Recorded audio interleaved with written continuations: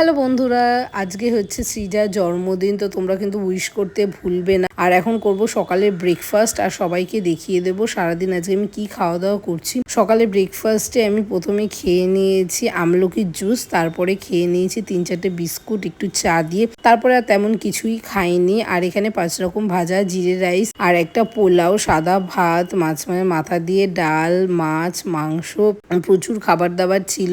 আর এটা স্পেশালি সৃজার জন্য chips, cold drinks, ice cream. তো বসে যাবে এখনই খেতে। আর যে এখানে ও এখন স্নান করে এসছে, রেডি হবে বলে জামা কাপড় বের করছে। আর এখানে শাশ্বত মনে হচ্ছে অপেক্ষা করবে না, চিপস নিয়ে খেয়েই নেবে। খাওয়া দাওয়ার পরে সন্ধ্যাবেলা চলে আসলাম আমরা কেক কাটিং করতে। আর প্রচুর কেক খাওয়া দাওয়া হয়েছে। কেকটা খুব সুন্দর আর খুব টেস্টি। আর পুচকুর অবস্থা দেখো, ও নিজে তো কেক খাচ্ছেই, তারপরে আবার আঙুল দিয়ে ক্রিমগুলোকে তুলেও খেয়ে নিচ্ছে। ও এইরকমই দুষ্টুমি করে সবসময়। তারপরে খাওয়া দাওয়া করেছিলাম একটু পায়েস আর মিষ্টি। সৃজাও খেয়েছে, আমরাও খেয়েছি। আর পুচকু তো সবার আগে ও এই মিষ্টিটা খাবে, ওই মিষ্টিটা খাবে, কিন্তু খেতে কিন্তু কিছুই পায় না, শুধু এটা খাবো ওটা খাবো এরকমই করে। আর রাতের ডিনার করতেও চলেছি। আর রাতের ডিনারেও রয়েছে রাইস, মাংস, 5 রকম ভাজা, ডাল। আজকে আমার ছোট বোনটাকে কেমন লাগছে দেখতে অবশ্যই কিন্তু তোমরা কমেন্ট করে জানাবে।